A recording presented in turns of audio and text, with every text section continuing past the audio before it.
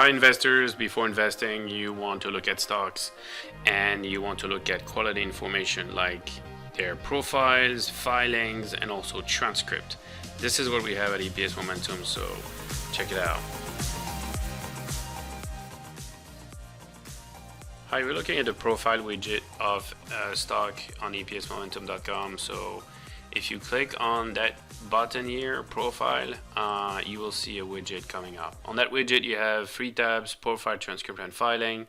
So first you have the brief description of what the company does, always useful, the country, what type of stock it is, the IPO date, and then a link to the website.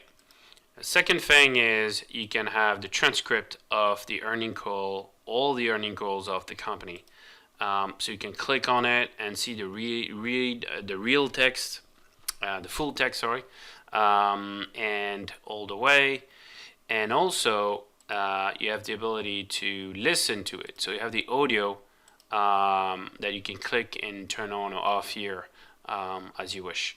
Then you have the filings, so you can look at every single filings. It will go to the actual SEC filing link, so that's always useful to have as well. So very quick and quality information, no fuss, just the key data and what's important. Now if you go on the screener, what you can go on what you can see on the description is you can add columns like description, the sector. So I can add the sector here. I can have whether the stock is optionable or not, has option or not, whether it's a member of the S&P 500. You can look at the last report date as well. That's very important, and the next report date.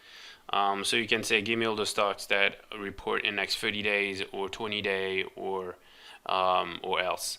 The IPO date also is here, so if you want the most recent IPO, you will get there quickly. So again, useful information on description, both on the screener and on the profile widget here. So I hope it was useful. Any question, let us know.